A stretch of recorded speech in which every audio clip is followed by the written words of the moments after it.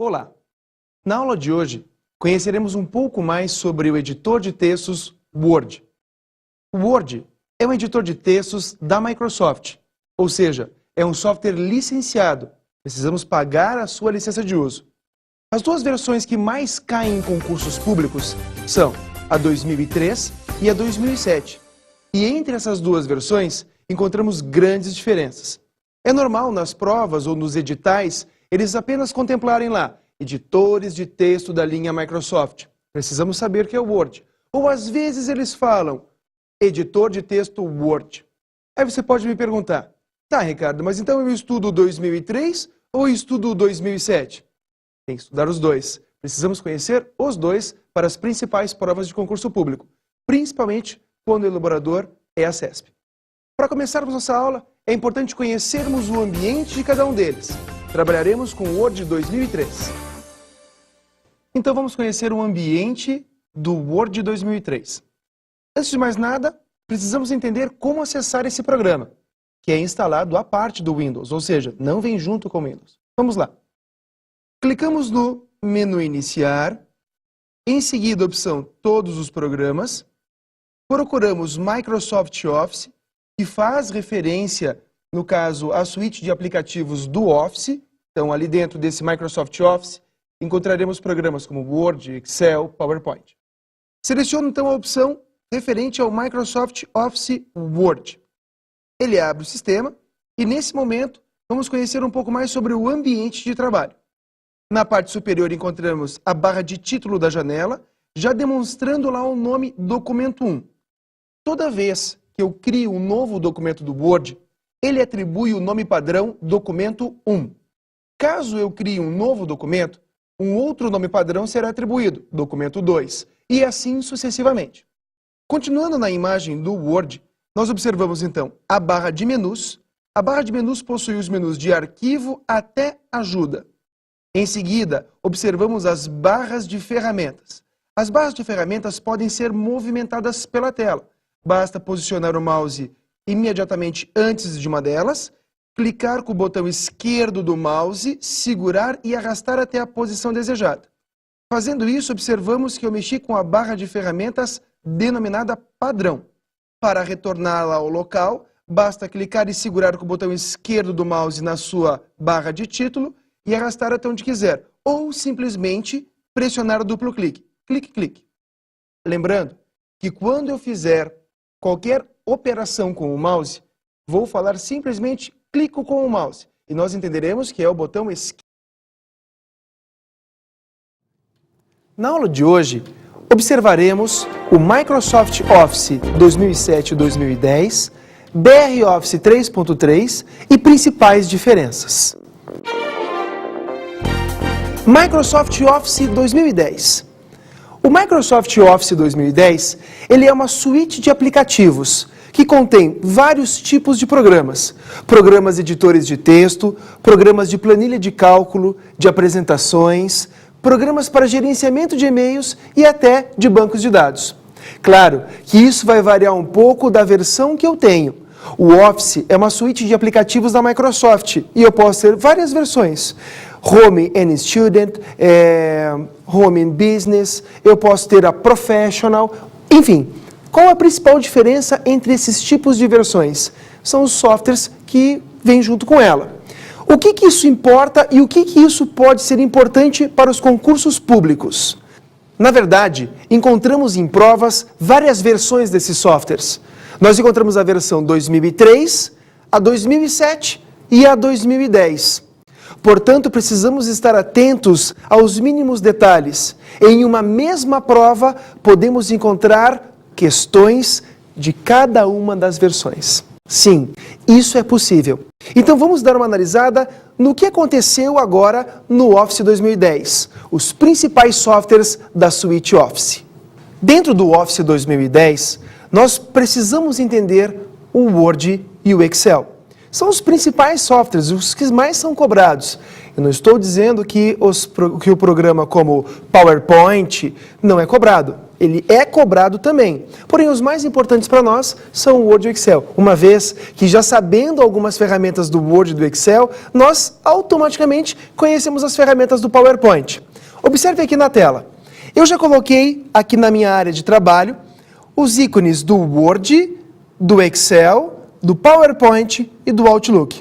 Porém, quando eu instalo o Office 2010, vindo aqui no menu Iniciar, eu consigo observar lá no Microsoft Office, que é o grupo de programas que eu estou comentando, todos os programas que fazem parte da suíte. São vários os programas, tá? Nós precisamos saber, para as provas de concursos, que o Word, o Excel, o PowerPoint e o Outlook fazem parte da suíte de aplicativos Office. Eles vêm junto com o Office e jamais junto com o Windows. Não podemos cometer essa confusão. O Windows é o nosso sistema operacional. Alguns utilitários vêm junto com ele. Porém, Word, Excel e PowerPoint não são utilitários pertencentes ao Windows. Eles são um... Olá, meus caros alunos. O tópico da aula de hoje é princípios constitucionais referente à administração pública. A gente já sabe que a administração pública no Brasil, ela se comporta entre a administração pública direta, aquelas 4 pessoas da administração pública direta, que são a União, os estados, o Distrito Federal e os municípios, todas autônomas dentro das suas competências, com autonomia política, administrativa e financeira. Temos também a administração pública indireta, que são as autarquias, fundações, sociedade de economia mista e empresa pública. Essas 8 pessoas da administração pública compõem a administração pública em sentido formal, ou simplesmente a administração pública propriamente dita. Essas 8 pessoas, elas compõem o Estado, a administração pública da forma que nós entendemos. E os princípios enraizados de observância obrigatória estão aí no artigo 37 da Constituição Federal.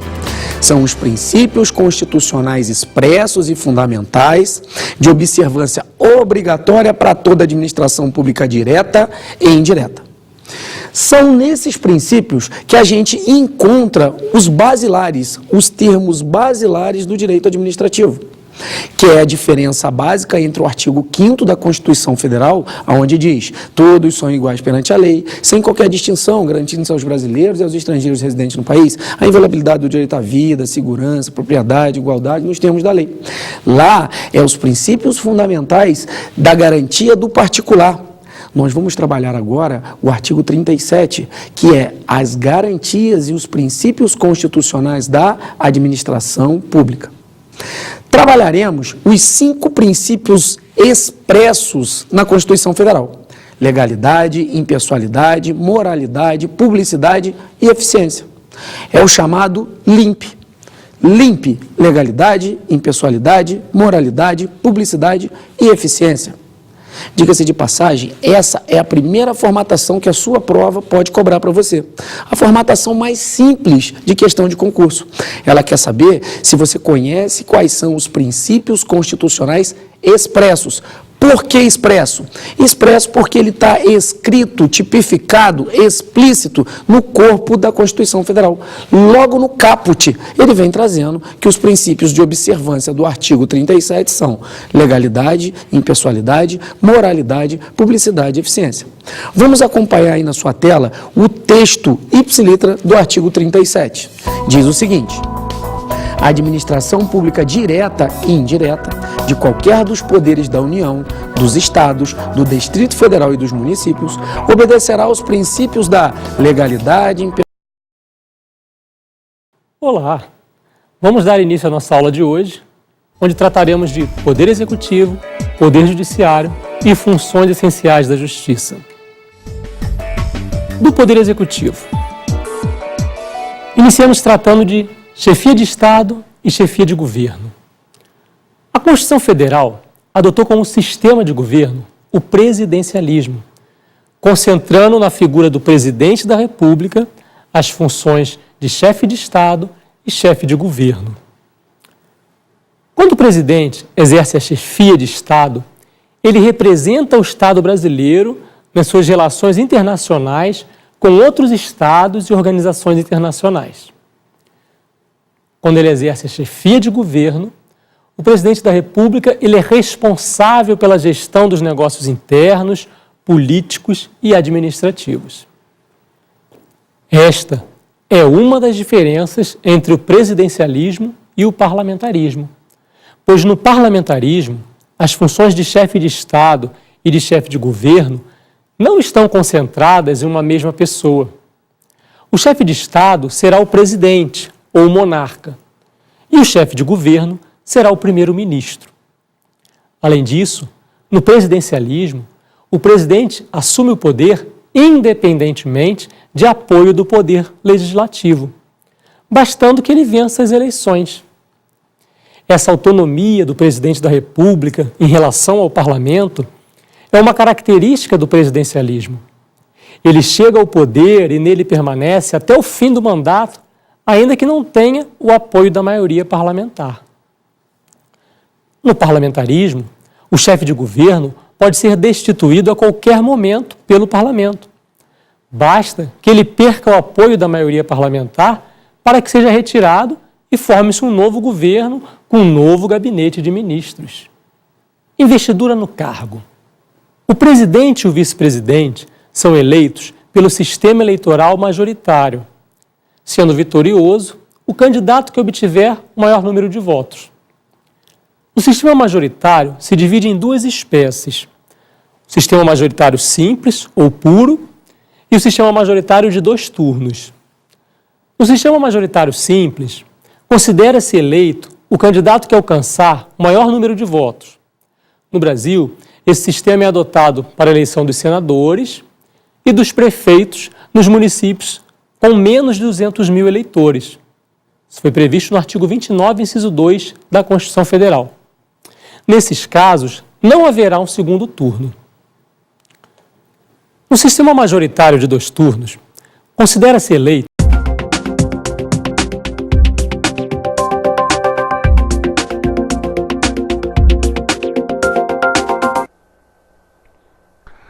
Olá, estamos indo para o nosso segundo bloco, continuando aquela ideia de dispositivos de entrada e saída, né?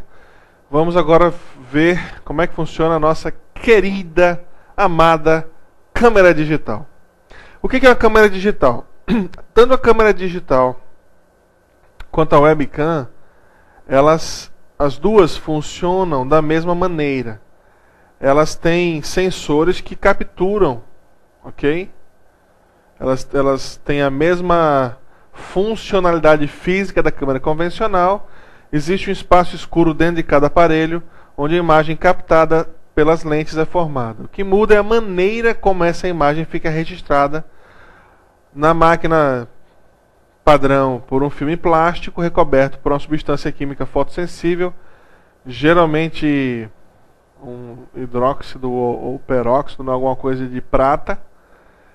Só que na imagem, na câmera digital, essa imagem fica capturada num dispositivo chamado CCD, dispositivo de captura de cores, ok? As duas principais tecnologias de sensores são a CCD e a CMOS. Cai muito em concurso público. Eu vi somente uma vez isso cair em concurso público, tá certo? Só uma prova falando de CCD e de CMOS. Como pode cair, vamos falar, né? CCD e CMOS são as duas principais tecnologias que são utilizadas para captura de imagem em câmeras digitais. O CCD, ele geralmente é mais... na verdade, o interessante é cada sensor desse vai ser juntado, vai ser adicionado numa câmera para dar a quantidade de pontos que essa câmera vai ter como resolução. Então, se eu tenho mais CCD ou tenho mais CMOS, eu tenho mais resolução. Se eu tenho menos CCD ou menos CMOS, eu tenho menos resolução, né? Quanto mais sensores, maior a resolução e a qualidade da câmera. Só que o CCD ele é mais caro de fabricar do que o CMOS. O CMOS é mais barato, só que o CCD tem uma qualidade melhor. Então, algumas câmeras, as câmeras profissionais utilizam CCD e as câmeras mais novas, as câmeras mais baratas, utilizam CMOS, né? O interessante é, veja o que eu tinha falado no bloco anterior. toda a informação digital ela vai ser armazenada em informações de vermelho, verde e azul. Ok? E aí, se uma câmera tiver 6 milhões de CCDs, 6 milhões de dispositivos de captura, ela vai dizer que tem uma resolução de 6 megapixels, né? E aí a gente falou de RGB, que é a definição de cores, e aí a gente apareceu aqui com essa definição de pixel.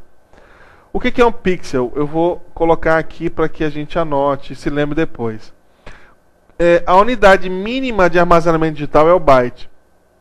A unidade mínima de informação gráfica, olha, a unidade mínima de informação gráfica é o pixel. Quando a gente fala que um monitor ele consegue ter uma resolução, sei lá, a gente acabou de comprar uma televisão de LCD de 1080p, ok? Ah, minha televisão é Full HD, ela tem 1080p. O que eu estou dizendo? Estou dizendo que a minha televisão ela é capaz de mostrar 1080 pontos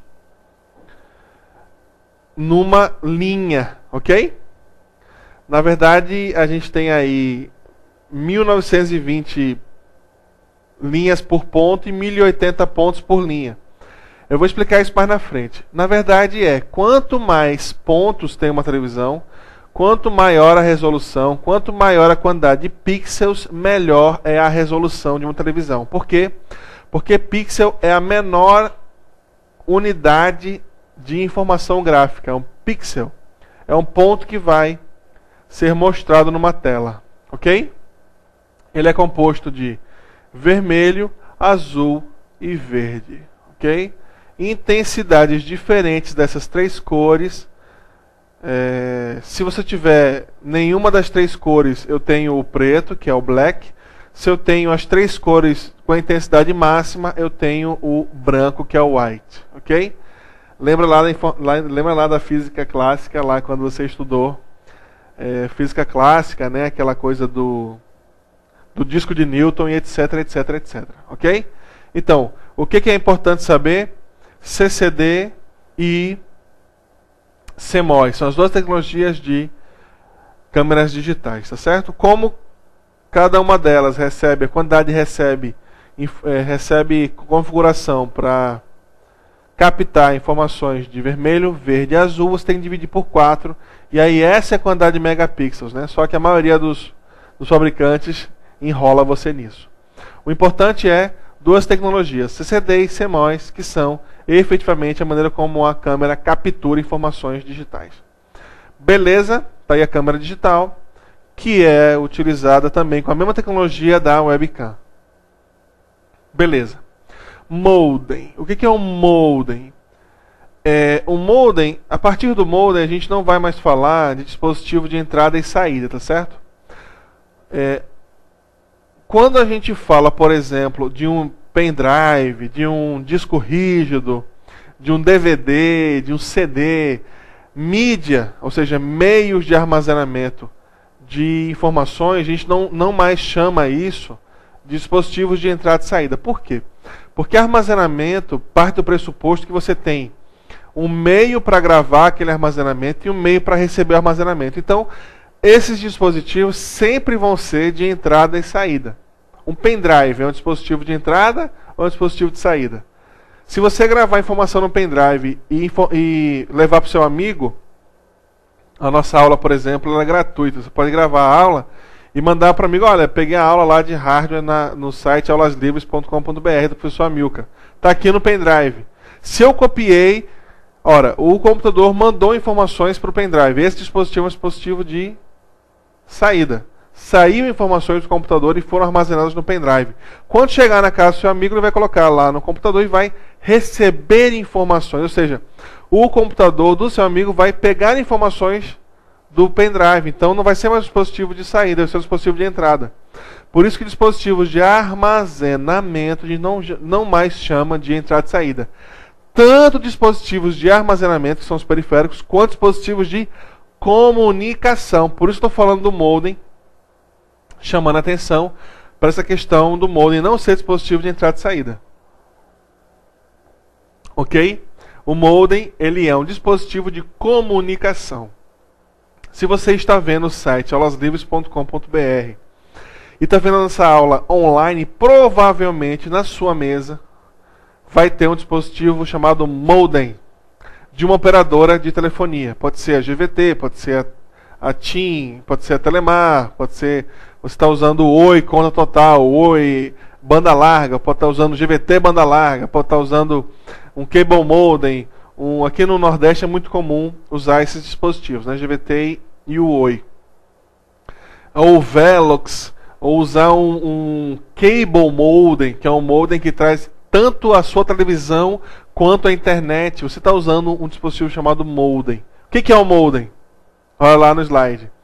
O modem, ele é um dispositivo que modula e demodula informações. O que é exatamente isso? Modular, tá certo? É transformar a informação digital em informação analógica. E demodular é fazer o contrário, ok? Ó, converte o sinal digital que circula dentro do computador em ruídos que possam ser transmitidos pela linha telefônica. Existem modems embutidos no computador chamados internos e existem modems que ficam de fora chamados externos. A essa categoria de modem externo somam-se ainda os novos modems DSL e hoje em dia os modems ADSL. Muito provavelmente o modem que está na sua mesa aí no seu computador é um modem ADSL. Por que DSL e por que ADSL? Porque esses modems são utilizados em banda larga, ok? São dispositivos que conseguem trafegar informações com banda larga, ou seja, geralmente passando dos 64 kbps por segundo. Hoje 64 kbps já passou, 128 kbps já passou, 512, hoje a gente está na era do megabit, né? Isso aqui é muito fácil você contratar 1 megabit por segundo de conexão. A GVT vende até 15 megabits por segundo. Mas tem uma empresa lá no sul do Brasil que vende 100 megabits por segundo. Ou seja, comunicação de informações. Toda vez que você for usar uma linha telefônica para converter sinais digitais, você está usando um modem. Ok?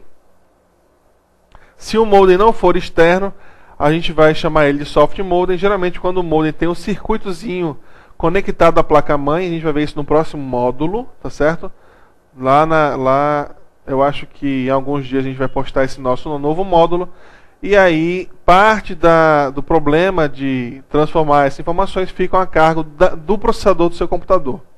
Então, basicamente, falou em telefone, falou em comunicação, você tem que falar do nosso amigo modem.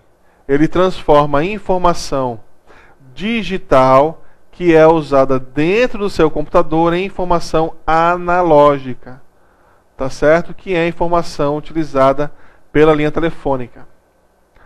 Antigamente, lá nos idos de 80, a gente usava muito placa de fax modem, né? Tanto para a internet quanto para usar para passar fax efetivamente, né?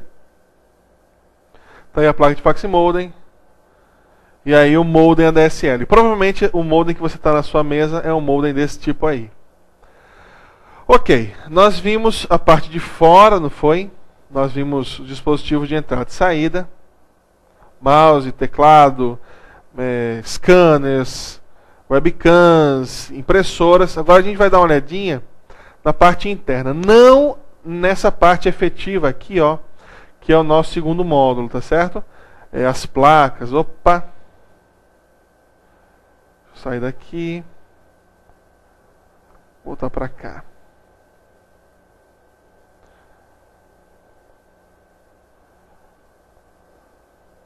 O que nos interessa aqui, não essa parte interna aqui, mas sim esses dois dispositivos, que continuam sendo dispositivos de armazenamento, ok? A gente vai colocar informações. Lembra que a gente falou do ciclo de processamento, né? Entrada, processamento e saída de informações. Essa retroalimentação geralmente é armazenada num dispositivo. Os dispositivos de pagar tudo ficou uma zorra.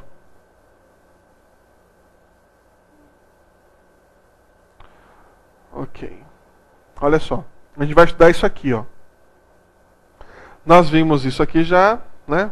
Vamos ver leitores de disquete, de disco, de mídias óticas e o armazenamento físico, o armazenamento principal, que é o disco rígido. Leitor, gravador, DVD ou CD, né?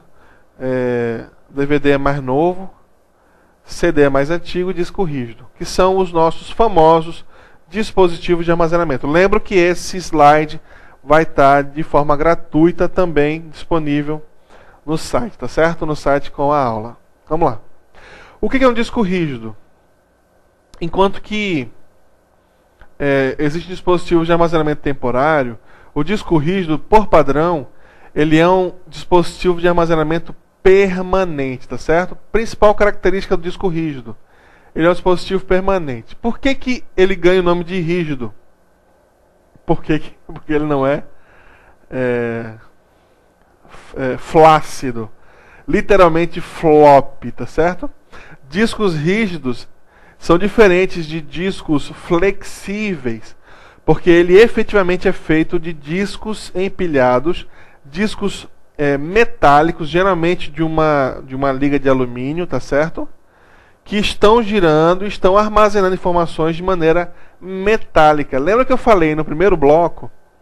Eu falei que a gente podia armazenar informações colocando zeros e uns, de maneira que a gente colocasse informação magnética, uma carga elétrica lá, representando 1. E se aquela área não tivesse uma carga elétrica representando 0, o disco rígido ele implementa exatamente isso. O disco rígido é formado por vários discos metálicos com a camada de material metálico. Professor, eu nunca vi uma camada de material magnético. Pega uma fita cassete e abre ela. Tem uma fita flexível e em cima tem óxido de ferro. Aquele material é material magnético. A cabeça de leitura e gravação numa fita cassete, ela consegue tanto ler quanto gravar informações de maneira magnética lá. Então você tem um exemplo clássico, um exemplo vivo. Eu não sei onde é que você vai encontrar a fita cassete, mas eu acho que em alguns locais ainda existem fitas cassete, né? De material magnético. É aquele mesmo material magnético colocado nos discos rígidos, ok? A característica do disco rígido é, quando você gravou e na hipótese do seu computador ser desligado na tomada, ocorreu uma perda de energia elétrica, uma queda de energia elétrica, as informações não são corrompidas, as informações permanecem gravadas. Por quê? Porque foram gravadas de maneira magnética lá dentro. E o disco protege as informações, ok? Ele é o principal dispositivo de armazenamento contínuo, permanente. Os programas de computador são armazenados no disco rígido. As suas imagens, os seus documentos, as suas músicas, tudo que você armazena, quando você faz um download de alguma coisa da internet e copia para o seu computador, quando você pega um pendrive e copia para o seu computador, quando você coloca lá nos meus documentos, o Windows, o sistema operacional Windows, ele informa para você o seguinte: olha, eu vou organizar isso e vou colocar a informação no seu disco rígido, no seu CDE. Presta atenção, clica lá em meu computador para você ver se as suas informações não ficam armazenadas no C. No Windows, C, D e E são as partições. Eu vou explicar isso mais na frente, mas quando a gente vai falando de sistema operacional. Mas basicamente, cada disco ganha uma letra. Então, para que você armazene um disco C, significa dizer que seu computador tem um disco rígido e você armazenou informações lá. Beleza? Não interessa pra gente que vai fazer concurso público a maneira técnica de como isso funciona. Interessa como é que a gente usa isso, como é que o computador representa isso pra gente. E ele representa a partir do sistema operacional, e o sistema operacional Windows mostra a partir de letras.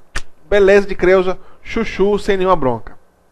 Fisicamente, como é que funciona? Discos girando a velocidade bem alta, com material magnético sendo gravado. Como a camada magnética é extremamente fina, deve ser recoberta por uma finíssima camada protetora que oferece alguma proteção contra pequenos impactos. O braço que movimenta as cabeças que fazem leituras e escritas no disco move-se a uma distância inferior à espessura de um fio de cabelo da superfície do disco. Qual é a característica desse disco rígido? Ele gira muito rápido. Gira quanto? Muitos Geralmente entre 5 e 10 mil RPM, tá certo? Rotações por minuto. Pequena flutuação de íons que contém os dados gravados, portanto as cabeças não chegam a tocar efetivamente no disco. Os discos são montados em um eixo também feito de alumínio que deve ser sólido o suficiente para evitar qualquer vibração dos discos, mesmo a altas rotações. Olha só as rotações dos discos, ó. Gente, isso aqui é definição, tá certo? Infelizmente é engolir para que quando aparecer no concurso, se aparecer no concurso, a gente acertar a questão. Os modelos mais novos e mais caros usam essa velocidade bem alta. A maioria usa entre 5.600 e 7.200 RPM, tá certo, gente? Tá aí o disco rígido. Se você abrir um computador, você vai ver ele. E como é que ele efetivamente funciona. Você tem vários discos aqui, ó, metálicos, né? Tem uma cabeça de leitura. Essa cabeça ela consegue ler em todos os discos. As informações são armazenadas de maneira transparente em todos os discos. Tá certo? Prato, atuador, componentes internos de controle, cabeças de leitura ou gravação, montagem de disco rígido, placa controladora lógica, que é a placa que vai se conectar à placa-mãe e vai efetivamente comunicar-se com o computador, tá certo? E os conectores externos padrão IDE.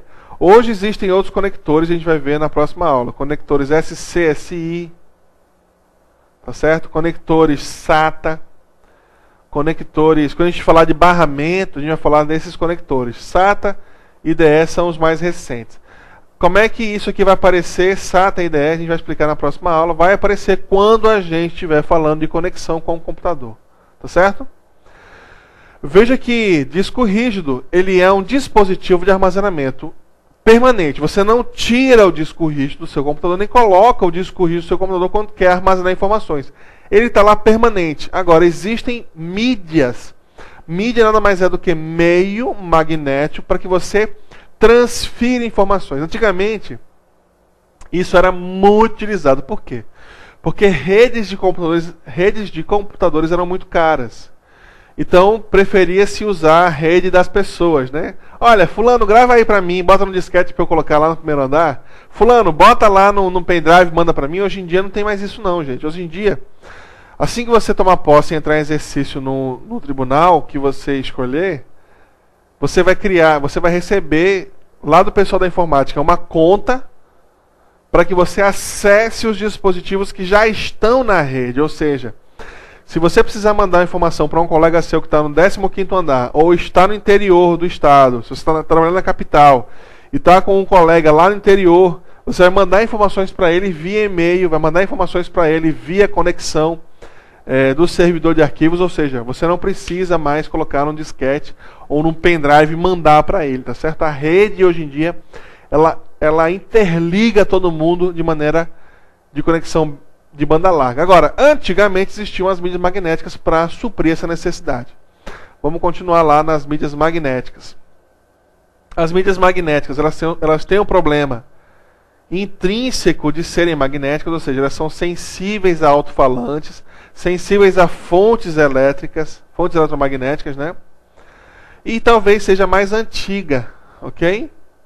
Mídia que existe. Ela evoluiu muito, ela foi muito popular para fazer cópia de segurança chamada backup. Backup é essencial, né, gente? Não só para a gente aprender que backup é uma cópia de segurança para um concurso público, mas também para a gente salvar as nossas informações. A gente não sabe quando é que o computador vai dar um tilt, vai dar um problema e a gente vai perder tudo. A fita magnética, ela é a mais antiga, ela é o mais antigo dos meios para fazer backup. Veja que o backup da fita magnética não é um backup comum, tá certo, gente? E geralmente é um backup corporativo. As empresas geralmente usam... Nossa senhora! Estou com problema aqui na mão. Voltando. Corporativo, ou seja, as empresas usam a mídia magnética, a fita magnética, para fazer backup. Provavelmente o tribunal que você trabalhar, ou o Ministério Público, ou a Procuradoria da República, a Procuradoria do Trabalho, ou a Procuradoria Militar, vai usar a mídia magnética. O pessoal da informática usa essa mídia magnética, que é a fita. Ela tem uma característica de acesso sequencial, tá certo? Não se esquece disso. Sequencial. Ora, o que é sequencial, professor? Exatamente isso que você está lembrando. Lembra que quando você gravava aquela fita cassete com as músicas do Rock Set, ou do Beatles, ou sei lá qual é o seu gosto, ou do Ademar, você sempre gravava uma música e para escutar a última música você tinha que passar toda a fita. Pronto. O acesso sequencial diz exatamente sobre isso.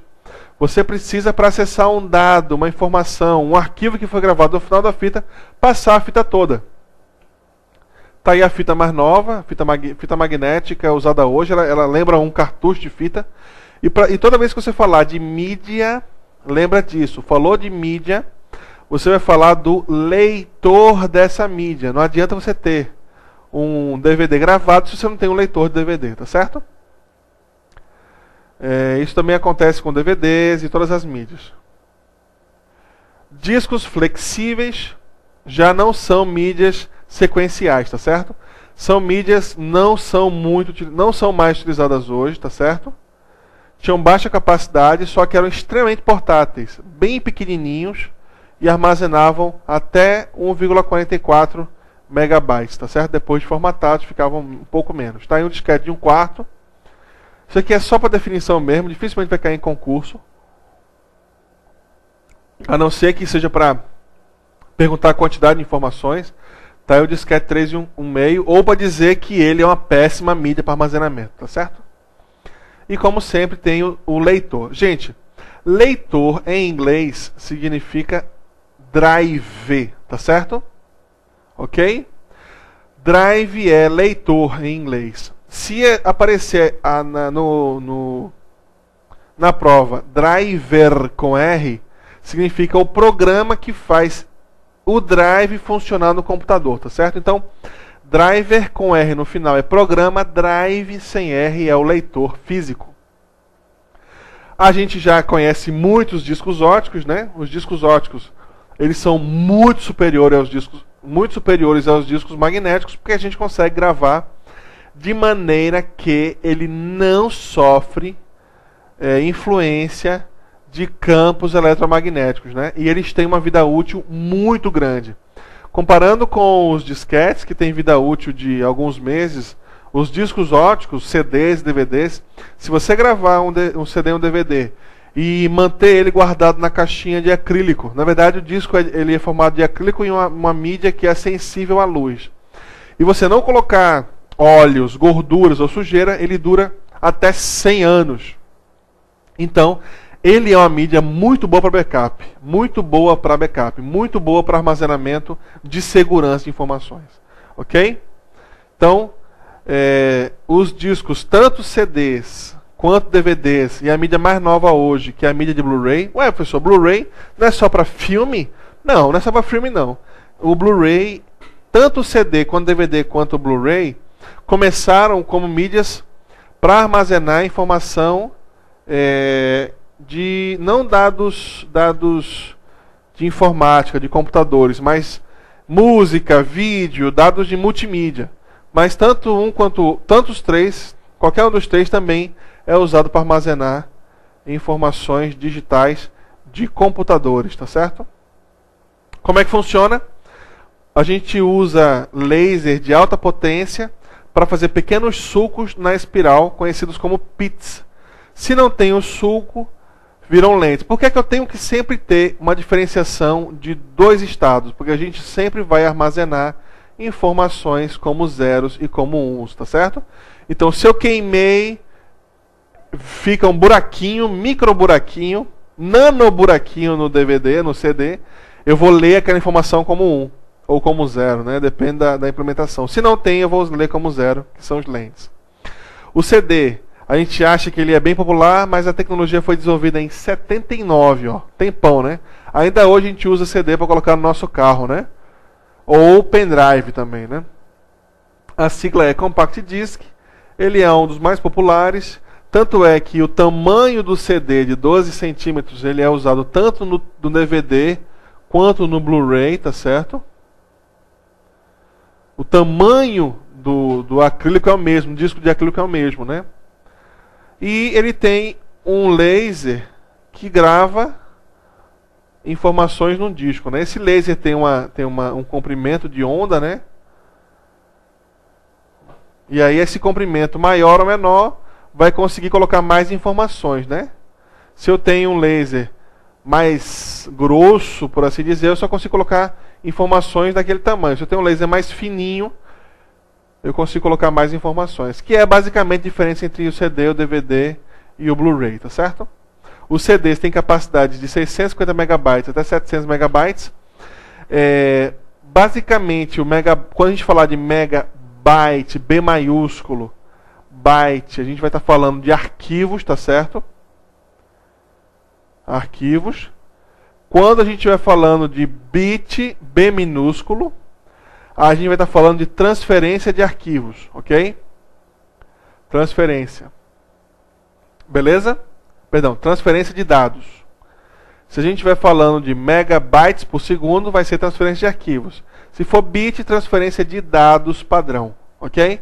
A gente vai ver isso mais na frente, quando estiver falando das unidades de bit, byte. Eu preferi não colocar agora, porque a gente não está falando de memória, está falando só do tamanho. Então é só decorar 700 megabytes. Comparando, se a gente quiser fazer uma comparação entre um mega para giga, tanto de byte para kilobyte, de kilobyte para megabyte, de megabyte para gigabyte, a gente sempre transforma, a gente sempre multiplica por 1024. Então, se eu tenho 1 byte, é mais ou menos um caractere, não bit. O bit é só 0 e 1. Com 0 e 1 a gente não consegue armazenar caractere, tá certo? Agora, se a gente juntar 8 bits, 01, 01, 0001, a gente pode ter 255 posições possíveis. 0000000, 0000001, 00010, 0000011. Todas essas posições possíveis vão dar 255 no máximo. Aí a gente consegue codificar um alfabeto. Né? O nosso alfabeto tem 20 e poucas letras. A gente consegue 255. A gente consegue o alfabeto e ainda consegue colocar mais algumas informações. Então, falou em byte, a gente está falando de armazenamento. Se a gente está falando de byte, quando trocar de byte para kilobyte, me dá 1 quilo aí de farinha. 1 quilo são 1000. Só que quando estiver falando em byte, para facilitar os cálculos, os cientistas da computação preferiram, em vez de 1000, trazer 1024. Por que 1024 e não 1000? Porque 1000, a base é 10. 1000 é 10 vezes 10 vezes 10. Só que a nossa base no computador é uma base binária. Base 2. Então 1024, ele é uma potência de 2. Ele é 2 elevado a 10. O que facilita os nossos cálculos.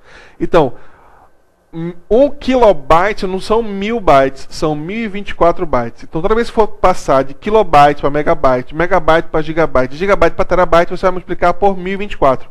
Só que no grosso modo, no cálculo geral, numa prova, você pode ignorar esse 1024 e transformar por 1000, tá certo? Então, grosso modo, se a gente for comparar um pendrive de 1 GB com um CD de 700 megabytes, a diferença é 1 GB são 1000 megabytes e um CD são 700 megabytes. Então, tem mais ou menos aí 30%, 300 megabytes a mais. Um disquinho desse tamaninho que pode ser gravado e regravado várias vezes, tá certo? Os CDs, eles tinham... O CD, quando aparece CDR, ele é um CD gravável. Deixa eu colocar isso para vocês anotarem aí. Toda vez que aparecer uma mídia e ela aparecer assim, ó, CD-R, é porque vai ser gravável. CD-RW é que vai ser regravável. Ou seja, se for R, é recordable, é gravável. Tá certo? Você só pode gravar uma vez. Se for RW, se chama rewritable. Ele é regravável. Você pode gravar mais de uma vez. Tá certo? E se for CD-ROM, você só grava uma vez, tá certo? E lê várias. Ou seja, o CD-ROM nada mais é do que um CDR que foi gravado. Ele vira um CD-ROM. Isso funciona tanto para CDR, tanto para CD, quanto DVD, quanto Blu-ray. Apareceu o ROM, Read Only Memory, memória somente leitura. Se apareceu o R, ele é gravável. Se apareceu o RW, ele é regravável, ok? Vamos continuar. Tá aí o CD. O DVD é a mesma mídia ótica, ele é um disco de acrílico que tem um pequeno filme de material sensível. Ele tem uma quantidade maior do que o CD. Veja que o CD tinha... A gente viu, não foi? O CD tinha 700 megabytes. Veja que o DVD começa aí a sua vida com 4,7 GB. Veja que o DVD ele consegue armazenar informação, muito mais informação do que o DVD, do que o CD, né? Também tinham com 1 ou 2 lados e 1 ou 2 camadas. O que é isso? Antigamente, os primeiros DVDs, eles tinham que ser gravados de um lado e do outro. Eu me lembro de ter visto um filme assim que lançou, que eu tinha que ver o filme, e aí o filme parava e dizia, vá lá e mude o lado do filme. Então a gente abria o filme e mudava para o outro lado. Hoje em dia, é mais comum os DVDs terem 2 camadas.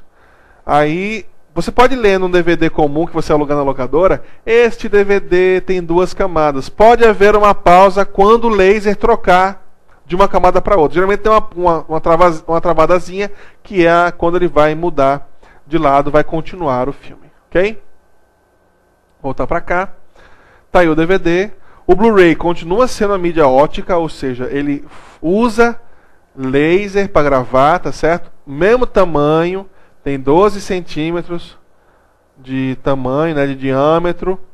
Só que ele tem uma diferença, que ele consegue armazenar bem mais do que o DVD. E a gente começa a falar, olha, do Full HD, ou seja, ele consegue armazenar filmes Full HD até 4 horas. Por que eu estou falando de 1080p? Porque quanto maior a quantidade de pixels, maior a quantidade de memória. Então, para que eu consiga armazenar um filme que vai ter uma resolução alta, e eu vou conseguir ver detalhes do rosto do ator, detalhes do rosto da atriz, numa resolução de uma TV Full HD, eu vou precisar armazenar essa informação no disco. Só o Blu-ray consegue armazenar tanta informação. Tá certo? Por isso que o cabo que liga o Blu-ray à televisão é diferente. É um cabo chamado HDMI, que é o High Definition Media Interface, a interface de comunicação. Ela é uma interface com resolução mais alta, tá certo? E aí vai justificar a troca se você tiver uma televisão capaz de mostrar essa quantidade de pontos, essa quantidade de resolução. Tá bom? Muito lindo, só para título de informação, olha. Enquanto que o DVD ia até 15 GB, o Blu-ray mais simples já vem com 25 GB e vai até 50 GB. Ele usa um laser com comprimento de onda de 405 nanômetros, enquanto que o DVD usa um laser de cor vermelha de 640 nanômetros, ou seja, é azul-violeta, talvez seja essa a razão de chamar literalmente de raio azul, né? Blu-ray, raio azul. Beleza? Veja que a gente tem um comprimento de onda, né? A onda é assim, né? Então, o comprimento de onda é 405, enquanto o comprimento de onda do DVD é isso aqui, ó. Olhando isso no microscópio. Então, como ele consegue escrever mais fininho, ele consegue escrever mais coisa no disco. Como o DVD é mais grosso, ele escreve menos, né? Tá aí o Blu-ray.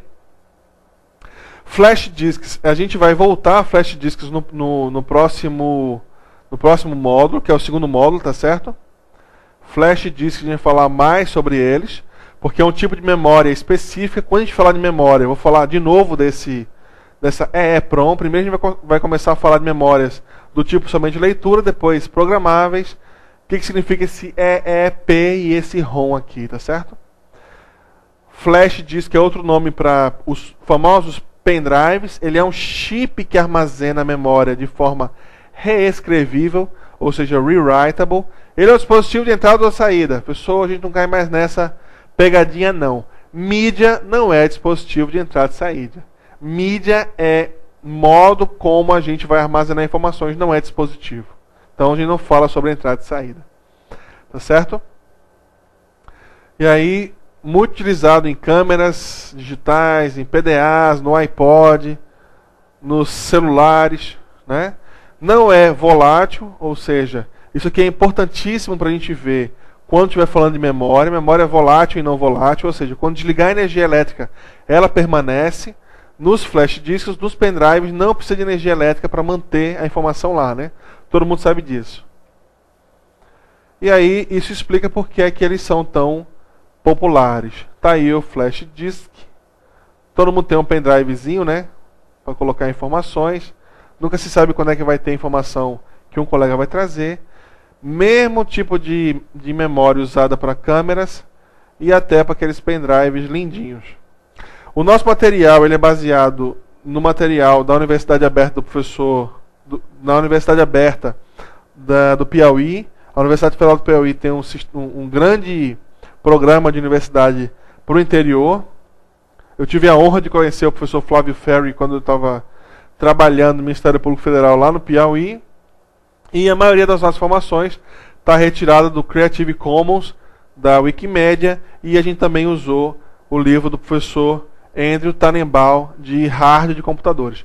Com isso a gente finaliza esse bloco. No nosso próximo bloco a gente vai fazer questões, poucas questões do terceiro módulo, que é o módulo para resolução de questões, que só vai fazer sentido realmente algumas questões quando a gente estiver falando do segundo módulo de hardware. Forte abraço, até daqui a pouco.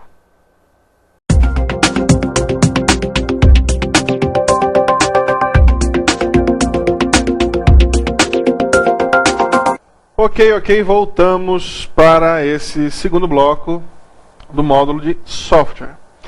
Então, voltando a falar de maneira técnica sobre os sistemas operacionais. Qual é a característica, quais são as funcionalidades que um sistema operacional deve ter? Ok? Então, basicamente, o sistema operacional ele tem gerenciamento de processos. Um outro nome de programas são chamados de processos, gerenciamento de memória, sistema de arquivos e entrada e saída de dados, o famoso I/O, ok? Entrada e saída, ou seja, o sistema operacional vai gerenciar quais são os programas que estão usando o processador, vai gerenciar a memória. Lembra que eu falei que o computador tem aí entre 2 GB e 8 GB de memória? É um componente essencial para o computador. Lembra que eu falei disso? Ora, é uma quantidade finita de memória. Então, o sistema operacional vai ter que gerenciar o uso dessa memória. Se 4 programas estiverem utilizando cada um 2 GB, se um quinto programa precisar ser executado, o sistema operacional vai ter que liberar a memória a partir de outros 2, ok? Além disso, os arquivos armazenados em bytes têm que ser organizados pelo sistema de arquivos. Também uma característica do sistema operacional, uma funcionalidade do sistema operacional. E configuração de impressão, de uso de teclados, mouse, monitor, a famosa configuração ou funcionalidade de entrada e saída. Nosso primeiro assunto de hardware, lembram disso, não lembram? Beleza, então vamos lá. O que é gerenciamento de processos? O que o sistema operacional tem que fazer? O sistema operacional multitarefa é preparado para dar ao usuário a ilusão que o número de processos em execução simultânea no computador é maior que o número de processadores instalados. Cada processo recebe uma fatia de tempo e a alternância entre vários processos é tão rápida que o usuário pensa que sua execução é simultânea. Mas, rapaz, professor, quer dizer que quando eu estou usando o Word, eu estou com o Word aberto, salvando os meus comentários da Lei 8.112, já que eu vou virar servidor público federal. Coloque isso na cabeça que você consegue. Aí eu estou usando a internet para baixar os arquivos, estou fazendo um resumão. Aí também estou escutando a musiquinha que ninguém é de ferro. E estou vendo um videozinho da Lady Gaga. Todos esses processos estão sendo executados ao mesmo tempo, não estão? Não estão.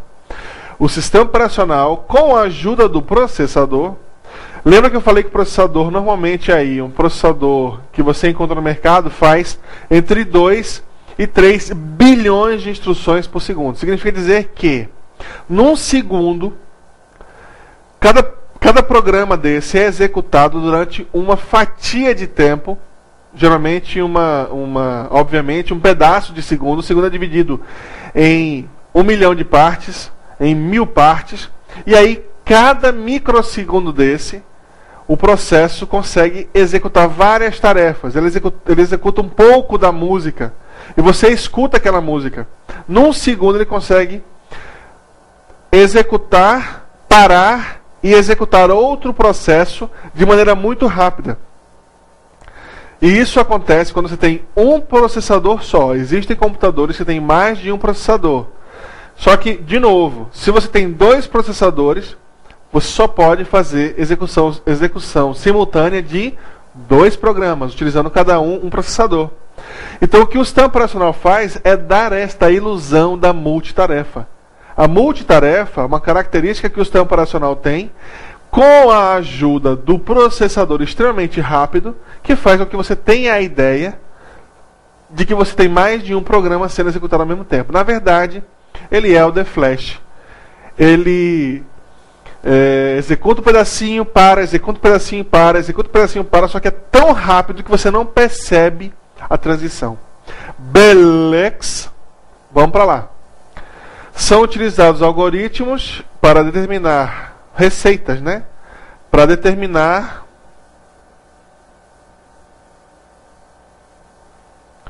deixa eu fechar isso aqui.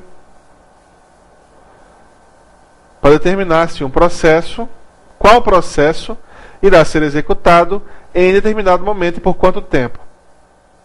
Mas existe também um multiprocessamento que efetivamente você tem que ter mais de um processador. Então uma funcionalidade do sistema operacional é a multitarefa. Professor, o Windows XP é multitarefa? É. O Windows 95 é multitarefa? É. O Windows 7 é multitarefa? É. O Linux é multitarefa? É. Todos os sistemas operacionais novos são multitarefa.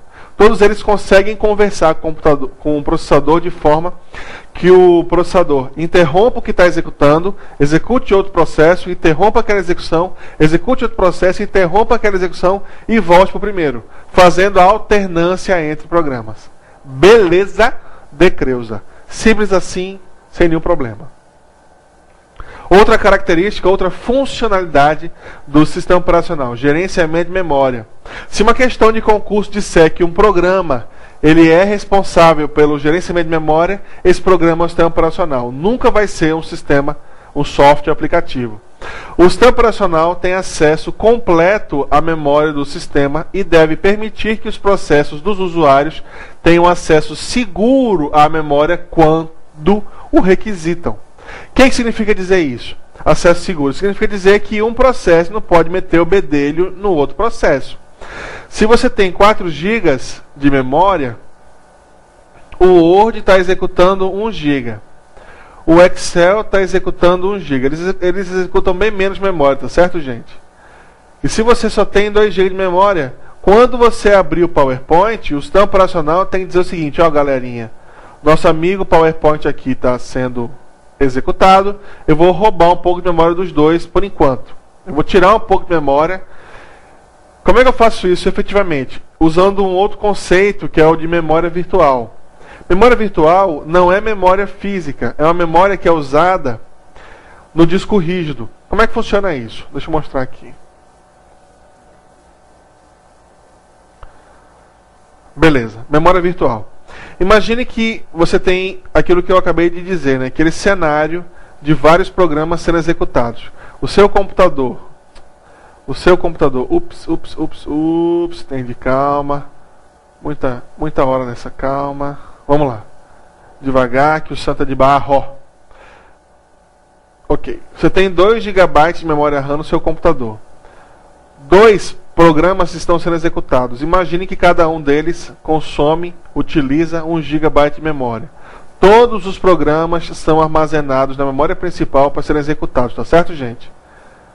Eles estão armazenados de modo permanente no disco rígido, mas quando você clica 2 vezes no ícone e ele vai ser executado, ele vai para a memória principal e é executado pelo processador. Beleza. Imagine que o PowerPoint também quer entrar na festa. Então entra a chamada memória virtual. O que é memória virtual? A memória virtual, ela faz o seguinte: eu preciso utilizar 1 GB, né? Só que eu não tenho de onde tirar 1 GB. Os 2 GB já estão sendo executados. Como é que eu vou fazer para executar o PowerPoint? Quando eu executar o PowerPoint, eu vou fazer o seguinte: eu vou pegar a memória que o Word está executando da minha memória principal. Essa memória principal, lembra que eu falei? Essa memória principal, se não tiver lembrado, dá uma olhadinha no módulo de hardware. Essa memória principal, ela é feita de chips eletrônicos. Então ele pega essa memória principal, copia para o disco rígido. Ué, professor, por que ele copia para o disco rígido? Calma que eu já vou explicar. Por que ele copia para o disco rígido? Porque ele deixa esse 1 GB de memória principal livres para serem utilizadas pelo PowerPoint. Ok? Então, a memória virtual, ela faz com que o sistema simule, por isso que o nome dela é virtual, simule ter mais memória do que ele efetivamente tem. E aí, o PowerPoint agora pode ser executado, né? Beleza, agora o PowerPoint tem 1 GB de memória, o Excel tem 1 GB de memória, e teoricamente o Word também está sendo executado, tem 1 GB de memória. Só que o sistema só tem 2 GB. Esse 1 GB a gente usa memória virtual. Isso faz com que o sistema caia muito de performance, tá certo? Por quê? Porque em vez de o processador acessar diretamente a memória eletrônica, ele vai precisar usar a memória mecânica, eletromecânica, né? Memória magnética. Ele vai ler um pedacinho, vai colocar na memória e vai fazer a transição. Beleza? Então a memória virtual simula a memória. Não é uma boa coisa, diminui muito a performance do sistema. Agora tem lá as suas funções. Qual é a primeira? Assegurar que cada programa, cada processo, tenha seu próprio espaço de endereçamento começando em 0, para evitar ou resolver o problema de relocação. Essa memória principal, esses 2 GB de memória, 2 GB mais ou menos 2 milhões. Imagine que tem uma célulazinha número 0, uma célulazinha com o número 1, uma célulazinha com o número 2, e todas essas armazenam bytes do programa, até chegar à última célula, 2 milhões, tá certo? Quando um programa utiliza o primeiro milhão, 1 GB, por exemplo, o Word, ele precisa do 0 até 1 milhão, né? Aí o processador sabe quais são as instruções, ele começou do 0. Agora imagine que um programa começa as instruções do 1 milhão e 1. Deixa eu apagar isso aqui rapidinho. 1 milhão e 1, né? 1 milhão e 1 e vai até os 2 milhões. Memória, basicamente, são várias caixinhas que armazenam informações. Eu disse isso na última aula, né? De hardware.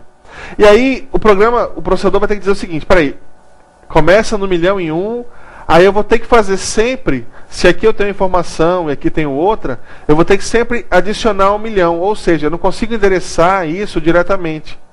Memória virtual consegue fazer isso de forma legal, né? Todo mundo começa do 0, por quê? Porque todo mundo está no disco. Promove proteção de memória para impedir que um processo utilize um endereço de memória que não lhe pertença. Sistemas operacionais mais novos conseguem fazer isso tranquilamente, tá certo, gente?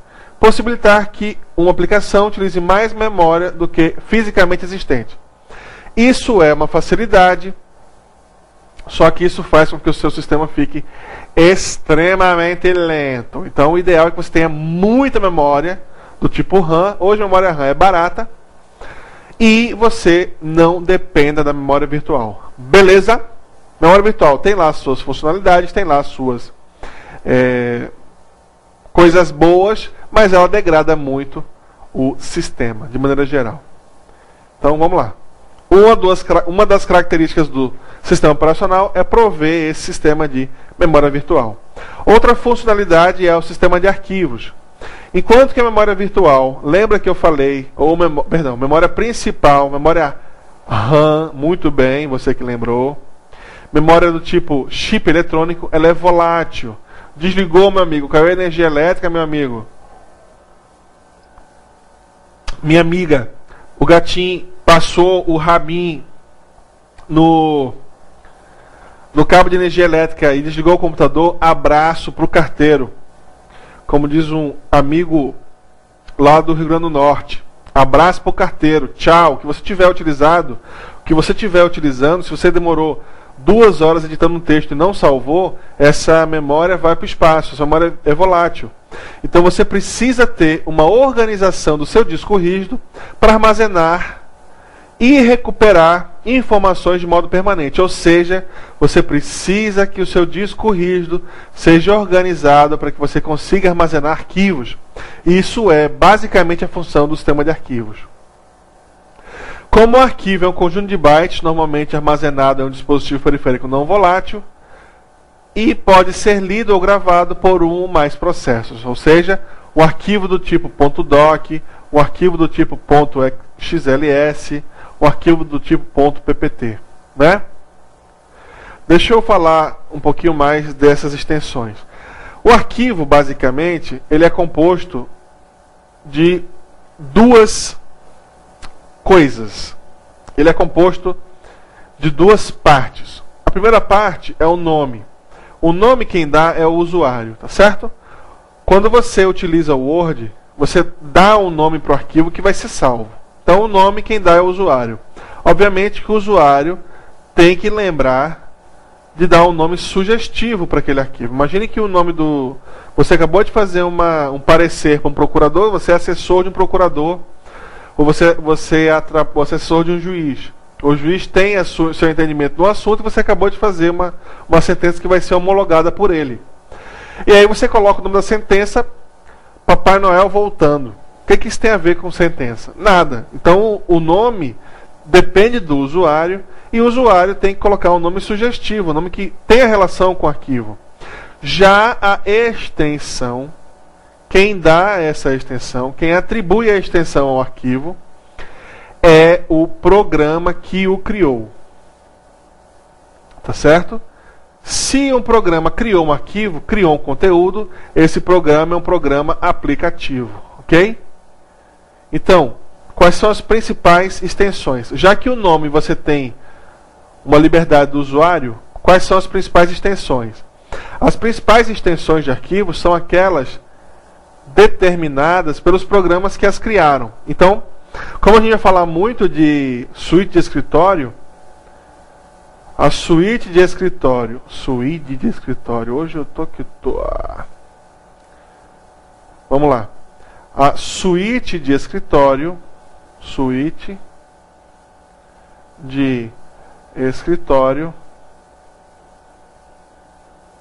MS Office, ela tem basicamente 3 programas. Eu vou falar mais deles quando a gente vai falando de software aplicativo, tá certo? É no outro módulo. Então, basicamente, ele tem programas para criar arquivos de texto. Esses arquivos de texto são criados no Word. O Word cria arquivos com a extensão .doc. Então, essa extensão, ela diz que o arquivo é texto. Arquivos .xls, que são arquivos do tipo planilha. E arquivos PPT, que são arquivos do tipo apresentação. Existem outros arquivos, professor, do tipo texto? Existem. Anota aí. Esse arquivo aqui, ó, TXT, esse arquivo aqui, RTF, e eu vou escrever de novo .doc, eles são muito parecidos. Por quê? Porque os 3 armazenam texto. Só que tem uma diferença. O TXT, ele armazena o que a gente chama de texto puro. O que é texto puro? Todos os bytes desse arquivo aqui, eles se referem a um caractere específico. Então ele só armazena caracteres. Ele não armazena funcionalidades como tabulação, informações de parágrafos, informações de fontes, esse tipo de informação de formatação, ele não armazena formatação. Ele só armazena texto puro. É um formato antigo pra caramba, que se chama TXT, literalmente text. O RTF, ele veio para conseguir fazer com que um arquivo de texto também armazenasse informações de formatação. Então, o RTF basicamente foi um arquivo, um tipo de arquivo, uma extensão que conseguia armazenar formatação. O doc, ele é o arquivo do Word e ele armazena tudo isso aqui que eu falei, tá certo? O TXT e o RTF são dois formatos também de texto, só que o doc só pode ser lido pelo Word, o RTF tem um programinha chamado WordPad, que o Windows tem, e o TXT pode ser lido por qualquer tipo de editor de textos. Beleza? Beleza. Outros tipos de arquivos.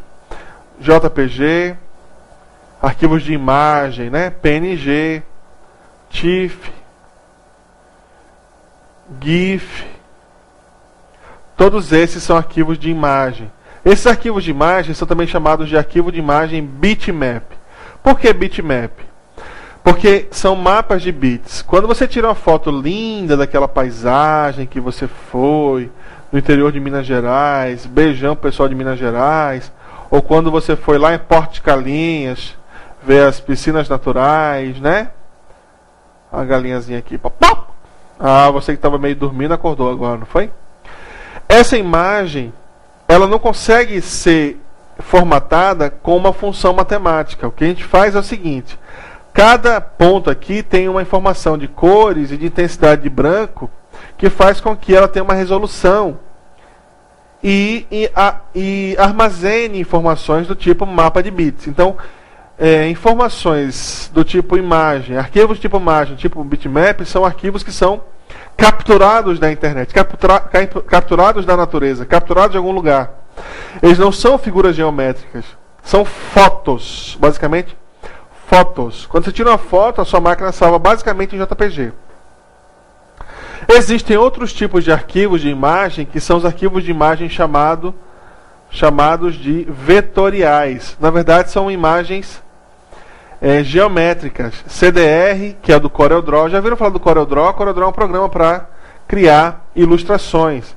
Adobe Illustrator.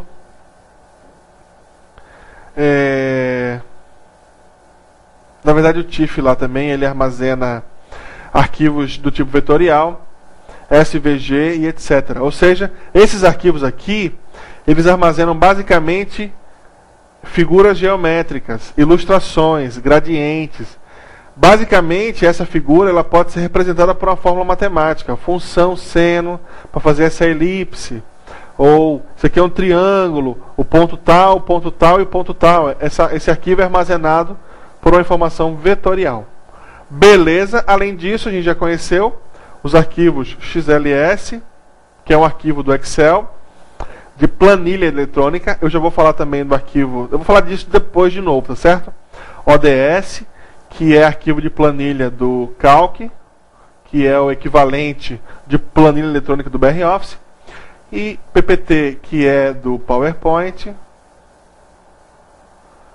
para apresentações, e o ODP, que é o equivalente do BR-Office, que chama Impress. O equivalente do Doc, que o Writer salva, o Writer cria, é o ODT. Basicamente, ODS, porque em inglês planilha Spreadsheet, P, Presentation e T, Test. OD eu vou explicar no outro momento. Então, por que eu falei dos arquivos e tipos de arquivos? Porque o sistema operacional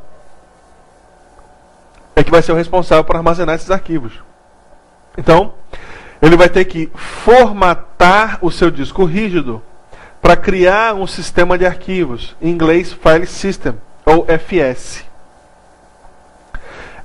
É chamado de File System, é um método de armazenar e organizar arquivos do computador e seus dados. Essencialmente, ele organiza esses arquivos num banco de dados para facilitar armazenamento, organização, manipulação e recuperação pelo sistema operacional. O sistema operacional é que tem acesso a esses arquivos. O sistema operacional é que vai dar acesso a esses arquivos para os programas aplicativos. Beleza? Então, é o sistema operacional que vai ter que organizar esta bagaça. Então, beleza. Sistema de arquivos são usados nos dispositivos de armazenamento. Falou de armazenamento, primeiro você vai ter que fazer com que aquele sistema de arquivos seja criado, ou seja, formatar aquele dispositivo que você vai usar, ok? Mantendo uma localização física dos arquivos. Além disso, eles podem fornecer acesso ao dado em um servidor de arquivos, atuando como cliente, utilizando um protocolo. Quando eu estiver falando de redes, eu vou voltar para esse assunto. Ou podem ser virtuais e existirem unicamente como método para acessar dados virtuais, como o ProcFS do Linux. Então, basicamente, o sistema de arquivos são feitos para formatar um dispositivo de armazenamento para que esse armazenamento seja feito de forma ordenada.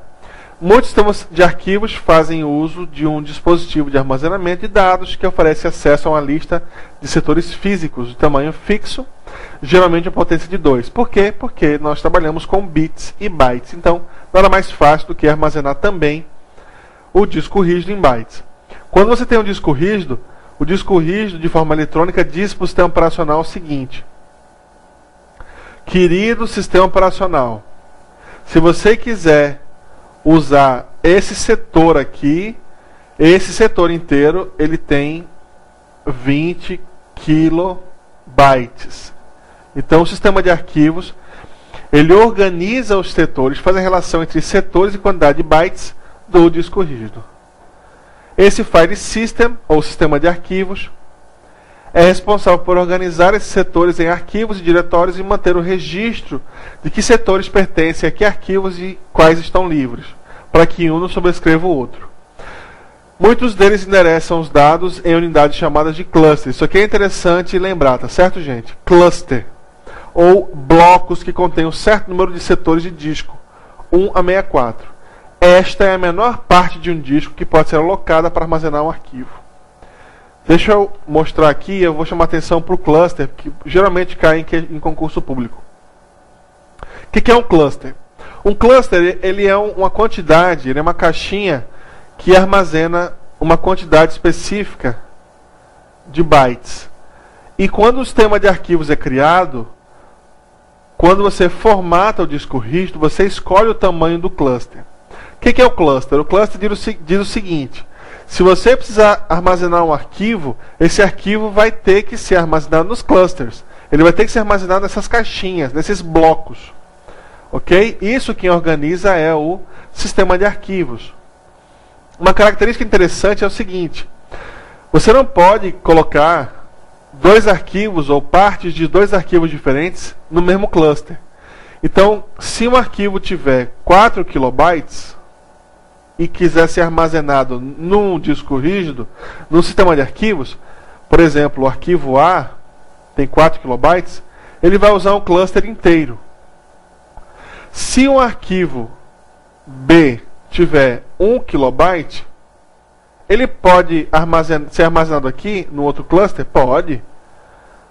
Ó, 1 kilobyte só. Pessoal, sobrou 3, não foi?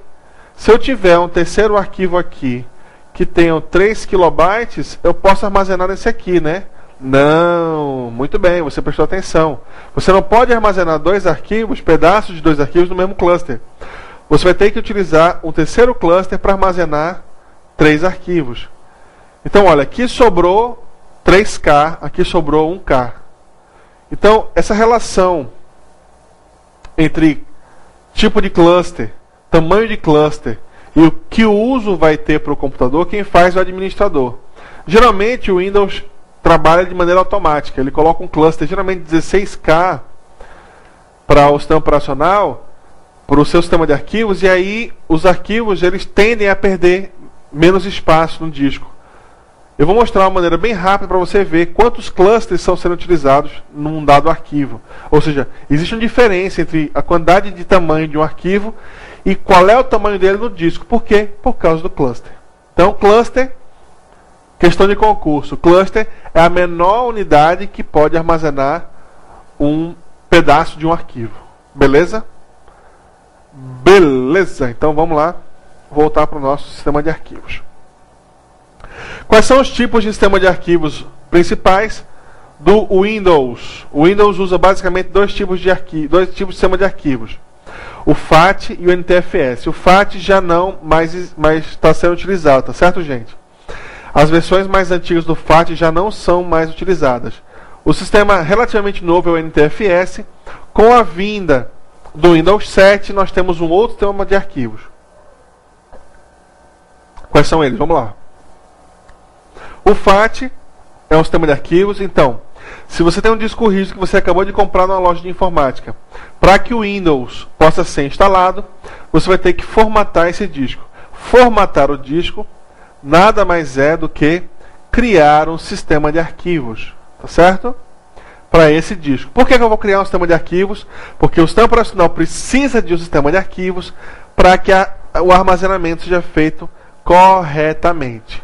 Beleza? Então, beleza. Ok. E aí, quais são os tipos do FAT? Do gordinho em inglês, né? Antigamente, o mais antigo deles é a versão do FAT12 até a versão do FAT16. O sistema de arquivos, eles têm, todos eles, viu gente? Tem limite de tamanho de arquivo, tem um limite máximo, tem um limite de tamanho de arquivos que podem ser armazenados na raiz, e tem também limites em relação ao tamanho máximo de um disco formatado ou uma partição. Quando você tem um disco, por exemplo, você acabou de comprar um disco de 1 terabyte. Se o seu sistema de arquivos, por exemplo, FAT32, você tentar formatar, esse disco de 1 tera não vai conseguir formatar. Além disso, você não vai conseguir colocar arquivos maiores do que 2 GB. Ou seja, se você baixou um arquivo da internet do tipo MKV, que é um arquivo de vídeo de alta resolução, e esse arquivo tem 4 GB, ele não vai conseguir caber no FAT32. Por quê? Porque o FAT32 tem restrições de tamanho de arquivo. Beleza? Então cada um tem a sua restrição. Para que você tenha compatibilidade total com os dispositivos antigos, você vai ter que colocar uma versão antiga. Só que essas versões antigas têm restrições do tipo tamanho, quantidade de arquivos. Mais especificamente, o FAT12 e o FAT16 possuem um limite de 8 caracteres para o nome de um arquivo e 3 caracteres para a sua extensão. Geralmente limite 8.3. Então, olha, lembra que eu falei aqui que os arquivos eles têm nome e uma extensão? Ops. No FAT,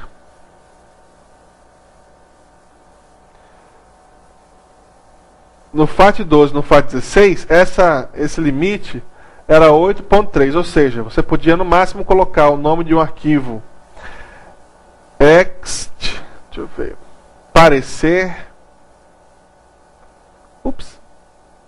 8.3 parecer 2011 3 mais 4, 7 a.doc parecer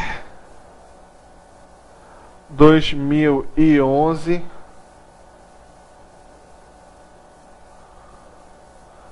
B. Isso é uma loucura, né, gente? Imagine como é que você vai ter acesso a isso.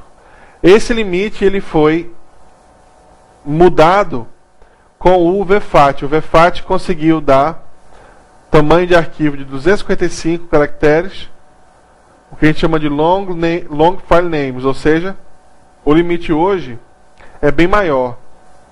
Você consegue ter 255 caracteres para o nome, aí as pessoas avacalham e botam assim: parecer 2011 Torres de Barueri, ação civil pública, gabinete, doutor, não sei o que lá. Fica tão grande o nome que você não consegue nem ler esse nome direito. O ideal é que seja um nome curto, de no máximo 12, 13 caracteres, tá certo? Para facilitar a leitura. E esses 255 também incluem o caminho, ou seja, se o caminho tiver muito longo, se tiver dando uma pasta chamada pareceres, dentro da pasta 2011, dentro da pasta gabinete, dentro da pasta doutor 2, tudo isso conta por 255. Então tem que ter cuidado com esse nome de arquivos longo. Beleza. O FAT32 também tem muitas restrições, mas é ainda mais limitado que o NTFS. O exFAT, ele é a melhor versão, a versão mais nova e traz vantagens em relação ao NTFS. Quais são as características do NTFS? O NTFS é uma das versões mais novas, né, e utilizada muito no Windows XP. Ele basicamente tem todas as tecnologias que os anteriores tinham, tem um limite de tamanho de arquivo bem grande, e ele também tem controle de lista de acessos, o que faz com que o sistema seja efetivamente multiusuário. Eu vou explicar por quê. Hard links, registro de cota, arquivos, espaço, computação, compressão, além de outros recursos. O que é lista de acessos? O próprio sistema de arquivos, ele consegue dizer o seguinte: o arquivo a.doc pertence ao usuário Luiz. Então, se o sistema operacional consegue dizer isso, o usuário Pedro não consegue ter acesso a esse arquivo. Esse controle de acesso pelo sistema de arquivos faz com que o sistema operacional seja multiusuário. O sistema operacional Windows 98, ele conseguia ter várias contas, só que ele não tinha lista de acessos, ou seja, um usuário conseguia ter acesso a arquivos do outro. Então, na verdade, ele não era multiusuário, ele só tinha multicontas, né? Hard links, que é ao contrário de soft link, é o seguinte: o soft link, na verdade, nada mais é do que um atalho para um arquivo. Quando você clica com o botão direito e arrasta um arquivo para a sua área de trabalho, ele cria um atalho. Atalho aparece tanto no Linux quanto no Windows. Atalhos são chamados de soft links. Links são ligações em inglês. Soft, leves. Ligações leves. O contrário de hard links. O hard link, ele na verdade é um outro nome para um arquivo. Olha só que legal. Dois programas podem acessar o mesmo arquivo com nomes diferentes. Eu tenho aqui um arquivo chamado a.doc, tem um arquivo chamado b.doc. Só que o b.doc é um hard link para A, ou seja, os dois atendem pelo mesmo nome. Eu posso acessar os dois como se fosse um só. Isso, claro, só faz sentido para o usuário administrador, tá certo, gente? São características do NTFS. Registro de cota. Ou seja, literalmente um usuário pode ser... Você pode cadastrar no sistema operacional que um usuário só tem acesso a 20 GB. E aí quando o usuário passa de 20 GB, o sistema operacional não deixa mais ele utilizar mais memória, mais espaço em disco, que é o registro de cota. Arquivos esparsos. Imagine que você tem um usuário treloso que pegou um arquivo do tipo Word e colocou uma letra A na primeira página, deu 200 enters, ficou com 200 páginas e colocou uma letra A na última página. Entre a primeira e a última tem 200 páginas brancas, ou seja, tem um espaço, o arquivo está esparso. O sistema operacional, o sistema de arquivos NTFS consegue identificar isso e organiza de forma a só armazenar os dois As. Isso é o que se chama de arquivo esparso. Encriptação, que eu vou falar muito quando a gente vai falando de segurança da informação, que é tornar aquele diretório ilegível para usuários que não sejam aqueles que são os donos, e compressão de arquivos além de outros recursos. Diferente dos outros sistemas operacionais, o Windows usa uma letra para diferenciar um drive do outro para o usuário. Por exemplo, o caminho seu Windows representa o diretório Windows, a pasta Windows, na partição representada pela letra C. Gente, é essencial que vocês estejam testando isso, tá certo? Não fiquem só na aula, testem. Dá uma pausa na aula, olhe lá no seu meu computador, clique em meu computador, vê lá C, D. Por que aparece C e D? Basicamente, nas versões antigas do Windows e nas versões do DOS, o A e o B geralmente eram para os dois primeiros leitores de disquete. todo leitor, todo drive, ele é mapeado com uma letra. Então, letra A, primeiro drive de disquete, letra B, segundo drive. Então, a partir da C são os discos rígidos. Por isso que C é o primeiro disco rígido. Se o seu computador tiver um leitor de DVD, um leitor de mídia ótica, vai ser o D. Se você estiver colocando um pendrive, a partir do D, E, F, G, H, vários pendrives, vários discos externos. Vai começar a partir de letras. O NTFS mapeia desde as versões do DOS essa herança de mapear os drives, que são leitores ou dispositivos de armazenamento. Lembra que drive é dispositivo de armazenamento ou leitor de cassete, de fita, de disquete. E driver é o programa que faz com que esses drivers funcionem. Não só esses drivers funcionem, mas impressoras e outros hardwares, ok? Então vamos lá.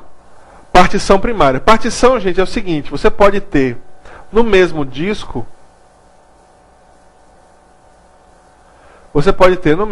Imagina que o seu disco tem 1 terabyte. Vamos dizer que ele tenha 500 gigabytes, né? Porque 1 terabyte ainda não é tão comum. Mas digamos que o seu disco tem 500 gigabytes.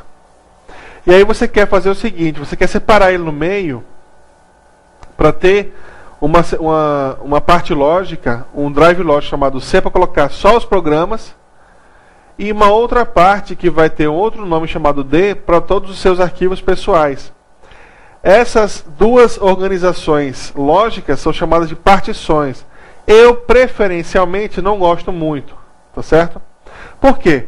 Porque ela não te dá nenhuma segurança extra. Se o seu disco tiver problemas, as partições todas vão para o beleléu. Beleza? As duas partições são acessíveis. O que você pode fazer é tornar uma partição inteira encriptada, e aí você vai ter muita segurança em relação aos seus dados. Agora lembre de sempre fazer backup. Belezinha? Então vamos lá. Essa tradição de usar o C veio com MS-DOS de A e B, como eu falei anteriormente. Drives de rede também podem ser mapeados como letras. Quais são os principais tipos de sistema de arquivos do Linux? Basicamente, o Linux também tem sistema de arquivos, como esse nosso curso. Ele abrange não só o Windows, mas também a introdução do Linux. Vou falar do Linux. Esse bloco vai ficar um pouquinho mais extenso, mas a gente vê esse bloco inteiro, né? ext2, a família ext. ext2, ext3, ext4, XFS, JFS, RiserFS e BTRFS. Esse ext aqui, ele é derivado do primeiro sistema do ext, que foi desenvolvido especificamente para o Linux.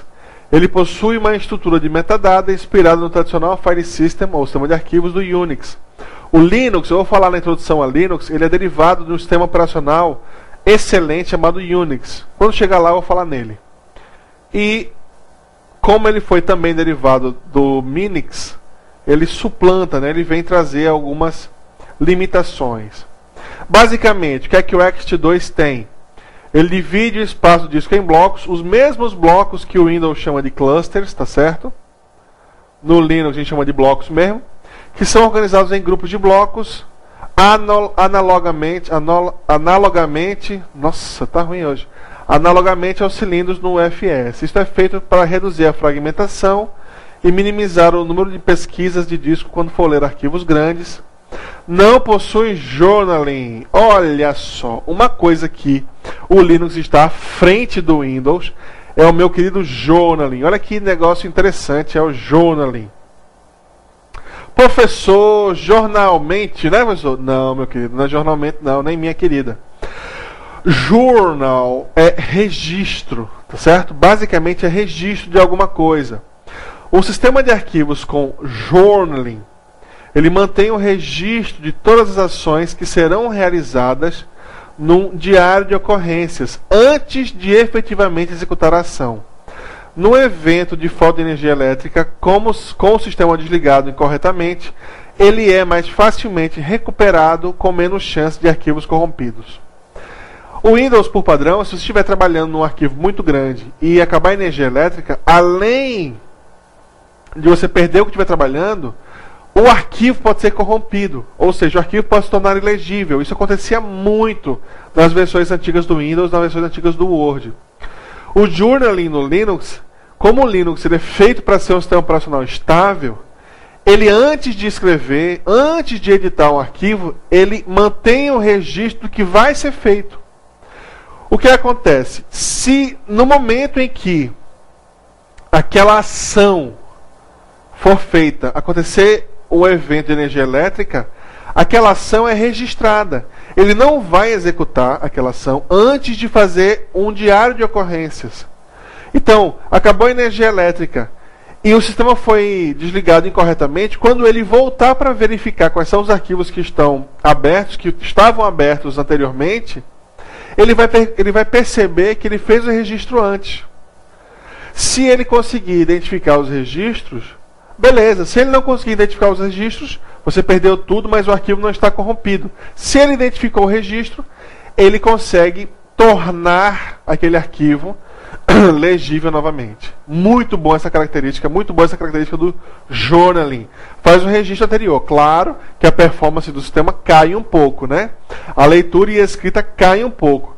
Mas a segurança geral do sistema fica muito mais superior. Fica muito melhor do que a do Windows. Beleza? Então, quais são o Ext2 não tem journaling. O Ext3 basicamente traz essa funcionalidade. Ele tem um sistema de journaling que aumenta a confiabilidade e elimina a necessidade de checar o sistema de arquivos depois de um reset no computador. Dependendo do tamanho do bloco, pode ter sistema de arquivos de até 32 terabytes. Olha que loucura. Você pode ter um arquivo, você pode ter um disco de 32 terabytes. O Ext4, veja que basicamente ele vai aumentando de versões, né? Ele vai sofrendo melhoras e vai mudando o número. O Ext4 ele suporta até 1 exabyte de arquivo, 1 exabyte de volume, ou seja, você pode ter uma partição de 1 exabyte e arquivos de até 16 terabytes. Gente, um disco meu aqui é de 1 terabyte. Imagina você ter um arquivo de 16 terabytes. É muito grande. Professor, eu nunca utilizei o Linux na minha vida, é difícil. Na verdade, querido, você já utilizou o sistema Linux. Quando você acessou o Google para fazer uma pesquisa, você usou um sistema que está armazenado no Linux. Eu vou mostrar aqui maneiras fáceis de você instalar o Linux na sua máquina Windows sem precisar mexer nada, como se estivesse instalando um programinha do tipo Winamp. Você consegue ver o Linux e trabalhar no Linux de uma maneira tranquila. Agora o que interessa é decoreba, é engolir essas expressões, engolir esse tipo de arquivo para saber responder as questões. Esse material teórico, ele é um material teórico bem geral, mas que vai ser reforçado quando a gente fizer questões. Então, vamos lá.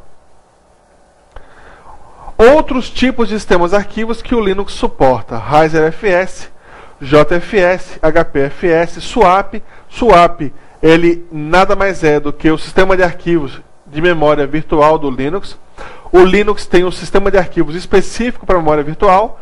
Oxi, NTFS FAT. Peraí, professor, NTFS FAT é do Windows. O Linux também consegue utilizar o NTFS e o FAT. Beleza? Vamos finalizando esse bloco com classificação dos sistemas operacionais. Em relação ao núcleo, o sistema operacional pode ser monolítico ou monobloco, quando o núcleo consiste em um único processo executando uma memória protegida. Existe memória que só é usada pelo sistema operacional, não deixa que nenhum outro processo utilize, e ele executa as principais funções. Ele faz a interposição de processos, ele faz tudo. Por exemplo, os principais sistemas operacionais são, em relação à arquitetura do núcleo, monolítico ou monobloco: Windows, Linux e FreeBSD. Micronúcleo ou cliente-servidor, ele tem um núcleo que tem funções mínimas e tem vários outros subsistemas que fazem as funções de sistema de arquivos, gerenciamento de memória, são executadas no espaço do usuário, ou seja, são como se fossem programas que o usuário estivesse executando. Lembra que eu falei que tudo isso aqui o sistema operacional faz, né? Sistema de arquivos, gerenciamento de memória, está lá no iniciozinho do primeiro bloco. Exemplos: GNU, Hurdy e o Mac. Em relação ao kernel, sistema de camadas, esses dois tipos aqui, esse tipo aqui é bem antigo, tá certo, gente? Funções do núcleo irão executar em camadas distintas de acordo com o seu nível de privilégio. Isso aqui não é muito utilizado hoje. Monitor de máquinas virtuais, aquele programa que eu vou mostrar para vocês, o VirtualBox, VM370, VMware e Zen, além do VirtualBox, nada mais é do que um monitor de máquinas virtuais. Você consegue executar um sistema operacional dentro de outro. Fornece uma abstração do hardware para vários sistemas operacionais. Vou mostrar isso mais na frente. Está aí o Windows rodando dentro do macOS. E a gente pode fazer o macOS dentro do Windows, o Linux dentro do Windows, o Windows dentro do Linux e vice-versa. Em relação a gerenciamento de tarefas, isso aqui foi em relação à arquitetura do kernel, a arquitetura do núcleo. Em relação a tarefas, o sistema pode ser monotarefa quando só um processo, quando só um programa pode ser executado de cada vez, ou seja, um MS-DOS. O DOS só podia executar um programa de cada vez. Multitarefa, que é o que a gente falou aqui, o Windows é multitarefa, o Linux é multitarefa. Veja que o que é o sistema multitarefa? Além do próprio sistema operacional, vários programas ou processos do usuário estão carregados em memória, sendo que um pode estar ocupando o processador e os outros ficarem enfileirados aguardando a sua vez. O compartilhamento do tempo do processador é distribuído de modo que o usuário tenha a impressão de que vários processos estão sendo executados simultaneamente. Gente, isso é importantíssimo. Um sistema operacional multitarefa, ele dá a impressão de que você tem vários programas sendo executados ao mesmo tempo. Isso acontece de verdade? Não! Isso acontece porque o processador consegue fazer isso. O processador consegue fazer milhões de instruções por segundo e o sistema operacional consegue interromper e voltar ao trabalho os vários programas. Então, se diz que o sistema é multitarefa. Principais programas, o Windows, Linux, FreeBSD. Então, o Windows ele é monobloco em relação à arquitetura do kernel e ele é multitarefa em relação ao gerenciamento de tarefas. Em relação ao gerenciamento de tarefas, existem sistemas operacionais multiprocessamento. O sistema operacional distribui as tarefas entre 2 ou mais processadores. O Windows 7 consegue fazer isso, tá certo? As versões Ultimate conseguem ter mais de um processador. Isso aqui só funciona bem com os sistemas servidores, porque o usuário comum ele não vai ter mais de um processador na máquina. Multiprogramação, isso aqui é muito antigo. O sistema operacional divide o tempo de processamento entre vários processos, mantendo o processador sempre ocupado. E esses sistemas multiprogramação eram de uma época, da década de 50, de 60, em que o computador era muito caro e você tinha que sempre ter algum processo sendo executado. Então as pessoas marcavam hora para usar o computador. Era uma loucura. Só tinha computadores nas universidades. Então, multiprogramação, você tinha que estar sempre utilizando o tempo do processador. Esse tipo de conceito é só decoreba porque não existe mais hoje. Em relação à quantidade de usuários, a gente falou arquitetura do kernel, gerenciamento de tarefas e agora a quantidade de usuários. O sistema operacional ele é multiusuário quando apenas um usuário por vez ser suportado, apesar de poder suportar recursos como troca de usuário. Exemplo, o Windows 98. Apesar do Windows 98 conseguir trocar o usuário, só tinha um usuário utilizando a máquina ao mesmo tempo. Ok?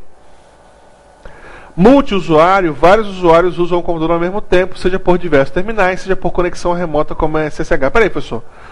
Você disse que não existe multitarefa real. E por que existe multiusuário? Pronto. Cada usuário pode acessar a máquina ao mesmo tempo, só que fazendo aquele truque de dar a impressão que ele está fazendo uma tarefa. Quando ele clicar num programa para ser executado, o processador vai demorar um tempo para executar aquele programa e vai fazer a transição entre tarefas de um usuário e de outro. O multiusuário ele é uma relação direta com o sistema operacional multitarefa. Se o sistema operacional não for multitarefa, você não consegue ter um sistema multiusuário.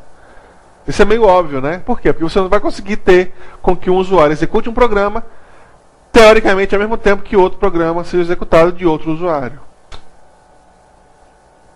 Beleza de Creuza, o Linux também é multiusuário, o Windows 2000 é multiusuário, o Windows XP é multiusuário.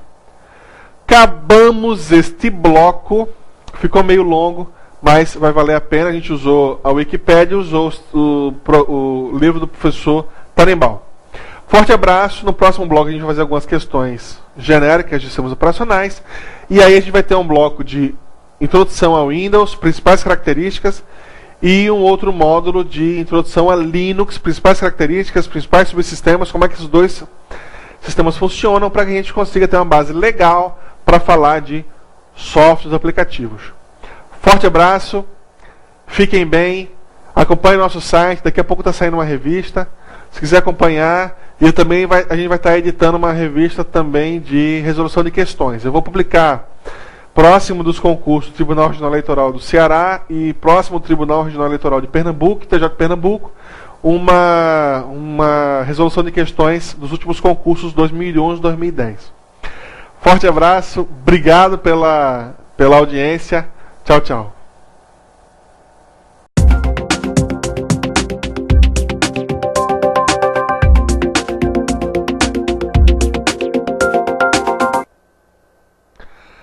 Olá, vamos fazer algumas questõezinhas para finalizar esse bloco. O primeiro módulo, tá certo? O primeiro módulo a gente viu em 2 blocos. Primeiro módulo de introdução a hardware de computadores para concursos públicos. Esse módulo é o terceiro módulo, mas eu vou adiantar, tá certo? Só algumas questões para a gente fixar o que é que cai na prova, tá certo?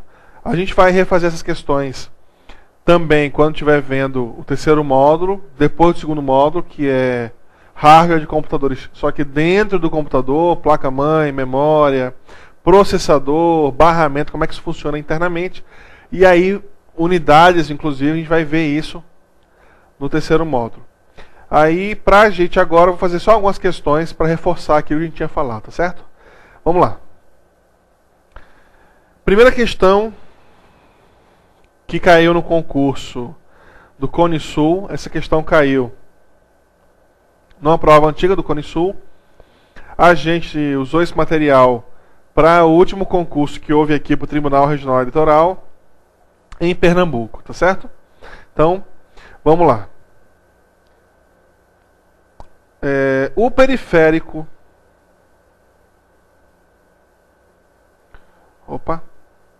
O periférico que apenas permite a saída de informações, unidade exclusivamente de saída é: letra A, o scanner, letra B, o disquete, letra C, a plotter, letra D, o teclado, letra E, o mouse. Olha só, gente, scanner, teclado e mouse são dispositivos de entrada somente, não é isso? Lembram disso, não é? Ou seja, o computador recebe informações desses dispositivos. Não tem como esse dispositivo ser de saída, porque esses dispositivos não recebem informação do computador. Então não pode ser letra A, não pode ser letra D, não pode ser letra E. Pode ser letra B ou letra C. Só que, como eu falei antes, o disquete é uma mídia de armazenamento. Mídia de armazenamento. O que a gente sabe sobre o disquete? Ele é uma mídia de armazenamento magnético, armazenamento. Ela é uma mídia magnética, ou seja, sofre influência de dispositivos elétricos, além de ser péssima para armazenamento. Por quê? Porque armazena pouco e não é confiável. Então não é dispositivo exclusivamente de saída. Sobrou quem? O plotter. Tantana. Veja que essa questão é uma questão simplória, né? Só que a maioria das pessoas nunca ouviu falar do plotter, que é uma impressora de grande formato. Nada mais é do que a impressora que imprime papel gigantesco, imprime outdoors, imprime propagandas de shopping centers. Primeiro, letra C. Segundo, a gente não viu ainda. Segundo, a gente vai responder depois que tiver feito o segundo módulo. Terceiro também, ok?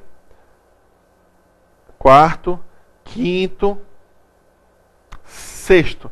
Sexta questão a gente consegue fazer com o que a gente viu nesse primeiro módulo. Sexta questão. CEAL Engenheiro Elétrico 2006. Dispositivo de acesso sequencial é o disquete, zip drive, a fita magnética, o CD-ROM e DVD-ROM. Gente, Dispositivo de acesso sequencial significa dizer que a gente só vai conseguir ver um dado e aí você pode abstrair para uma informação qualquer. Ou seja, eu quero escutar uma música que esteja na última faixa. Eu consigo isso usando fita cassete de maneira direta, sem passar a fita, sem correr a fita toda até o final dela? Não. Eu consigo fazer isso com CD-ROM? Consigo colocar um CD de áudio escutando Beethoven, eu quero ver a última faixa, eu coloco 10ª faixa e aperto play, ele vai na 10ª faixa, porque a cabeça de leitura vai até a 10ª faixa. A mesma coisa acontece com o disquete. O disquete ele é flexível, ele é um disco magnético, só que o acesso dele é direto. O acesso dele não é sequencial, tá certo? Veja que a informática complica a nossa cabeça, porque ela começa a colocar definições que uma permeiam a outra. Ou seja, acesso sequencial não diz respeito se é mídia ótica ou se é mídia magnética. Acesso sequencial significa dizer se é uma mídia que você precisa passar, ler toda ela até chegar no final. Ok? Por padrão, o disquete é uma mídia magnética, só que ele é uma mídia sequencial? Não. Ok? O disquete ele é uma mídia magnética, só que ele não é sequencial. A fita é uma mídia magnética sequencial. O DVD não é uma mídia magnética e também não é sequencial. Ok? Então, voltando para a questão, só para esquentar o nosso raciocínio, né? Reforçar o que a gente aprendeu nessa aula. Letra A não é acesso sequencial, letra A é acesso direto. O disquete e qualquer mídia, geralmente em forma de disco, né? Não é acesso sequencial, porque se é em forma de disco, teoricamente você pode girar o disco até uma posição e ler aquela posição diretamente. Você não precisa ler tudo até chegar naquela posição, né? Zip Drive é antigão, ele usava também mídia magnética, só que era em forma de disco, também não é acesso sequencial. Fita magnética. Fita magnética, quais são as características? Ela é uma fita propriamente dita, como a fita cassete é. Ela é usada muito para backup corporativo. Todas as empresas que se prezam usam fita magnética para backup corporativo. Por quê? Porque ela armazena grandes quantidades de informação de maneira magnética, de maneira rápida, tá certo? Relativamente rápida. E ela é fácil de armazenar. Só tem um problema, obviamente, de fonte de energia elétrica, né? E aí, CD-ROM não é sequencial. Veja que aqui não é se é uma mídia magnética ou mídia ótica, se é acesso sequencial ou não. CD-ROM não é acesso sequencial e DVD-ROM não é acesso sequencial, tá certo? Depois de terminar o terceiro módulo, a gente vai responder mais questões de hardware, tá certo? No último encontro, nosso terceiro módulo de hardware. Eu acredito que essa semana ainda, nós estamos começando essa semana aí. Nessa semana ainda nós vamos fazer o segundo módulo de hardware. Nós vimos o primeiro módulo de hardware nesses dois encontros. Nesse terceiro encontro agora, nesse terceiro bloco de gravação, a gente viu algumas questões para reforçar o nosso conhecimento. No nosso próximo encontro, nós vamos ter o segundo módulo de hardware e aí o terceiro módulo de hardware com resolução de questões de concursos públicos para hardware. Eu espero que vocês tenham gostado. A gente vai continuar fazendo propaganda do nosso material teórico para quem quiser comprar, ter essa informação teórica com mais informações, né? Tudo aquilo que a gente fala e o aluno anota, a gente vai estar escrito isso no material em formato de revista que a gente vai publicar mais na frente. Forte abraço. Não se esquece de continuar fazendo questões, de usar o computador. Use o computador. Não se apoie somente no que a gente fala aqui. Teste, veja se isso funciona. Leia em outros locais. E eu tenho certeza que você vai passar no concurso que você desejar, que você vai fechar a prova de informática. Não se esquece de beber água, hidrata teu cérebro. Não adianta fazer questões ou estudar sem estar com o cérebro hidratado e sem estar descansado, tá certo? Pode copiar à vontade o material desses slides que a gente publicou e também a aula, divulguem entre seus amigos. Forte abraço, tchau, tchau, até o nosso próximo encontro.